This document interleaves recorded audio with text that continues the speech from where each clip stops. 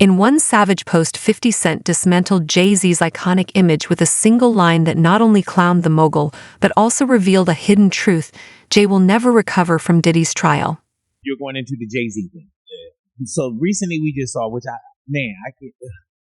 look at the accusation. Yeah. You know, we're going to get to Diddy as well, but you look at the accusation, and there's an accusation about Jay-Z and Diddy and a team. Right.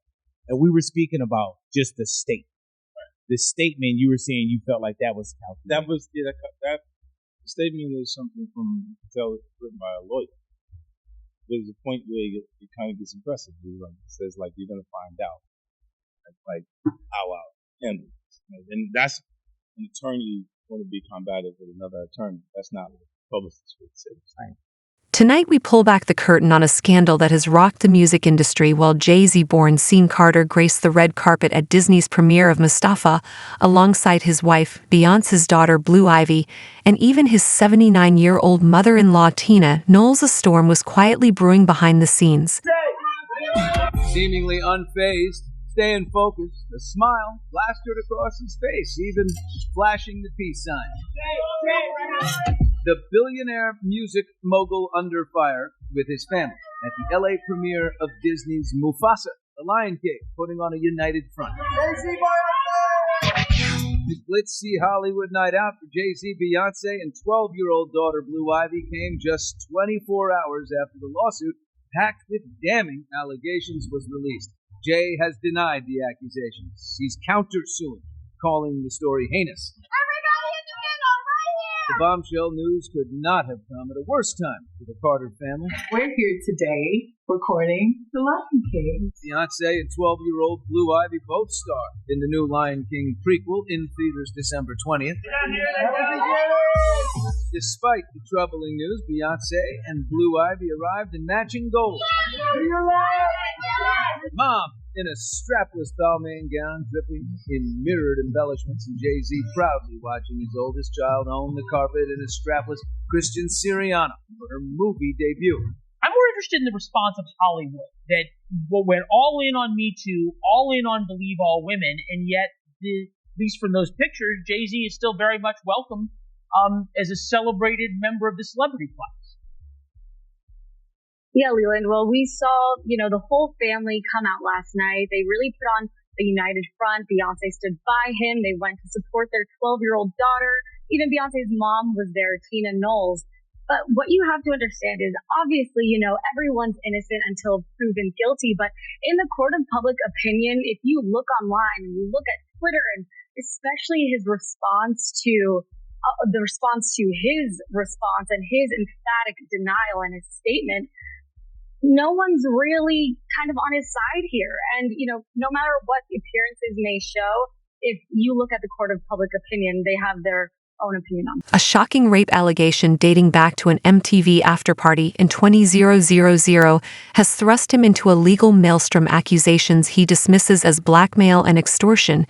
Yet it isn't only the case itself that has tongues wagging, it's the explosive interplay between these controversies and the ongoing trial of Sean Diddy Combs that could forever reshape the power dynamics in hip-hop. I'm going to switch gears and talk about this breaking news just happening tonight that involves both Jay-Z and Diddy. Now, this is an amended complaint accusing Jay-Z of raping a 13-year-old girl in 2000 along with Sean Diddy Combs. This is a new civil filing, and we see the anonymous accuser here alleging the assault occurred after she was driven to an MTV Music Video Awards after party. This lawsuit was originally filed in October, just today refiled to include Jay-Z. I mean, let's start with the basics here. What are you learning about this? What is standing out to you? Well, what is standing out to me is she was very specific about several things. She describes the house, she describes the driveway, she describes the exact assault, what happened. She talks about various stages of things that occurred. And I think that this is good because this way it can either be corroborated or not corroborated. So she's painted herself in a corner. Why add Jay-Z now? If this originally was filed back in October, why not do it then? Very interesting question. I think, we're seeing the same attorney for many of these complainants. And I think we're going to see more and more people added. I think there's a lot that they were looking to prove, and maybe they didn't quite have what they thought they needed to file against Jay-Z initially. The disturbing civil case that was filed against Sean Combs back in October was just amended today. A small change with big implications, naming Jay-Z as the person initially identified in the suit as Celebrity A and accusing both men of raping a 13-year-old girl together back in 2000. The suit says they took turns assaulting the minor after the Video Music Awards show that year, and that another celebrity who still hasn't been named watched this happen. But someone who will not be named at all in this case is the accuser, who again was only 13 at the time. ABC News contributor and former prosecutor Richard Frankel tells us other lawsuits have not survived because the accusers have asked not to have their names be in the case at all. But this is different.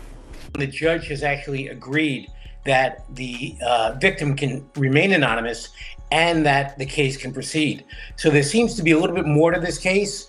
And again, as we go forward, there are more allegations, more facts coming out about this case. Of course, the defendants are denying it and strenuously denying it. But that's what a trial is for. Jay-Z, whose real name is Sean Carter, in a statement tonight blasts the attorney who is representing the woman, accusing him of extortion and saying in part, "These allegations are so heinous in nature that I implore you to file a criminal complaint, not a civil one. Whomever would commit such a crime against a minor should be locked." 50 Cent, who has never been one to shy away from stirring the pot, has been vocal about the drama surrounding Diddy's trial, a case mired in accusations of racketeering, sex trafficking, and exploitation. Diddy, a titan whose influence once shielded him from scrutiny, now faces legal demons that threaten to upend his entire empire. We are rapidly approaching Combs' trial on federal charges of trafficking, racketeering, conspiracy, and transportation to engage in prostitution. May 5th, 2025, out in the Southern District of New York. Before you know it, it is going to be here. And the government essentially alleges that Combs, for years, abused, threatened, and coerced women and others around him to fulfill his sexual desires, including participating in elaborate sexual performances, sometimes with commercial sex workers, and also to protect his reputation and conceal his identity, and that he would use the resources and employees of his business empire to create a criminal enterprise that engaged in all sorts of illicit activity. The government writes in response to the defendant's letter asking the court to rule on its motion for a bill of particulars, originally filed on October 15, 2020. The government continues to oppose the motion, which was originally styled as a request for a bill of particulars identifying victims and has now been apparently broadened to encompass not only victim names, but also the names of a large number of potential government witnesses. The defendant provides no persuasive basis for his request, which in any event will be fully satisfied when the government provides the information on the schedule already set by the court, and the request should accordingly be denied. They go on to write, for the reasons set forth in detail in the government's October 30th, 2024 opposition to the motion, premature identification of victims and witnesses carries significant risks in a case like this one, which involves numerous allegations of violence, coercion, obstruction of justice, and witness tampering. Every comment by industry insiders is scrutinized, and none is as incisive as the one delivered by 50 Cent in a now-deleted Instagram post that quickly spread across outlets like TMZ and the New York Post. The 49-year-old rapper shared a candid snapshot from the premiere. He captioned it, "Jay said they said I rapped a kid, everybody get dressed. We going to see Mustafa Lol." That brief provocative message was far more than a mere jab. It was a calculated strike exposing fissures in Jay-Z's carefully constructed public persona. 50 Cent explains his choice to mock Jay-Z amid assault allegations against the rapper and Sean Diddy Combs. 49-year-old is explaining why he chose to take to X, formerly Twitter, to troll Jay-Z amid rape allegations that were filed in a December 8th lawsuit. After news of the claims broke, 50 Cent posted on the platform questioning the status of the Super Bowl halftime show, which Jay-Z's Rock Nation curates with the NFL. Then in an interview on December 9th, the rapper explains what was behind his joke. Yeah, I'm asking for kids. I'm just trying to figure out if we're still doing everything the way. They will fall back. Like the NFL, they won't necessarily be associated. Right. The rapper didn't stop there, though. On December 9th, after Jay-Z attended the Mufasa premiere with his wife Beyonce and their daughter Blue Ivy, 50 posted on Instagram in a since-deleted message poking fun at Jay-Z for attending amid the legal drama.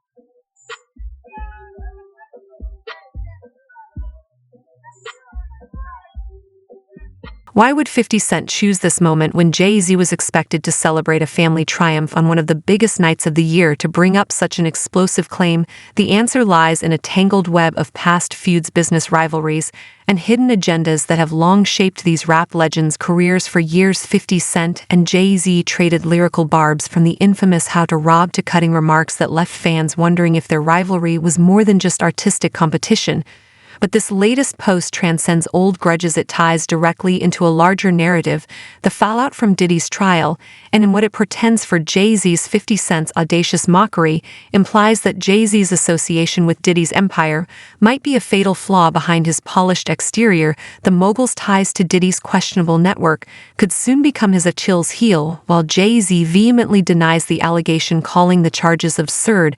And part of a shakedown scheme, his legal team is locked in a fierce battle to have the lawsuit dismissed. They argue that the accuser's claims are riddled with inconsistencies, yet the mere association with such explosive controversy casts a long shadow over his reputation. Diddy has strongly denied the accusations, telling NBC News in a statement, "These allegations are so heinous in nature that I implore you to file a criminal complaint, not a civil one. Whomever would commit such a crime against a minor should be locked away. Would you not agree?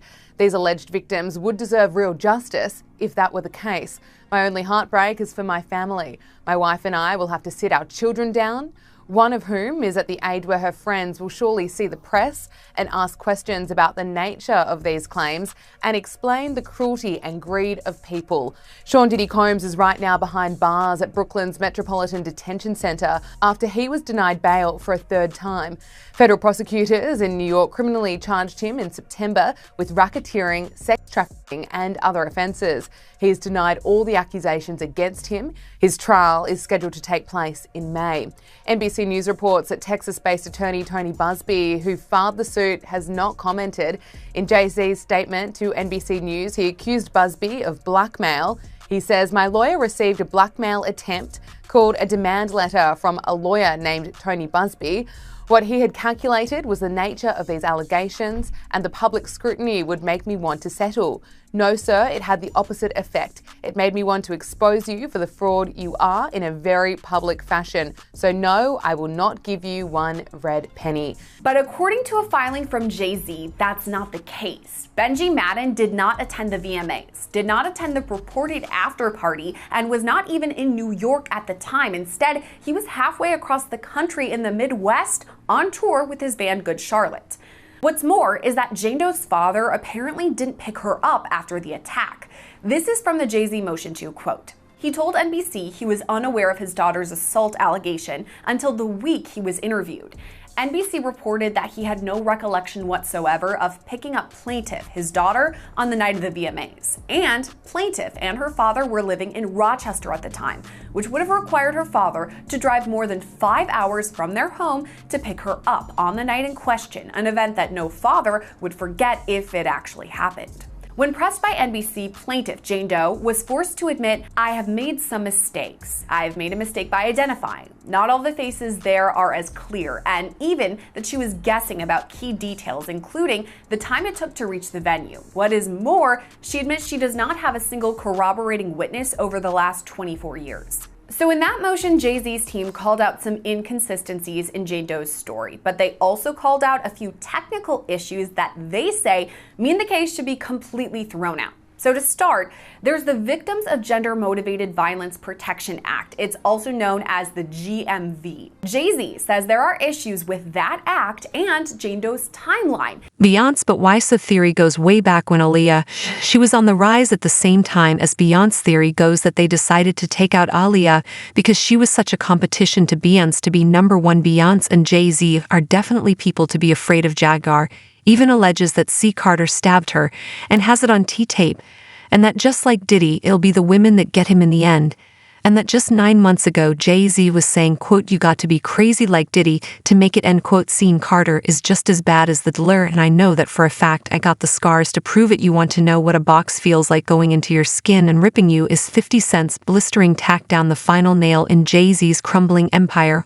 Or is this just another twist in hip-hop's intricate game of power, where every secret alliance hides a hidden agenda? With Diddy's trial unraveling and explosive revelations on the horizon, one thing is clear: this saga is far from over. If you're ready to uncover every shocking detail and follow the fallout as it happens, hit that like button, subscribe, and turn on notifications. The truth, it's coming, and you won't want to miss a single moment.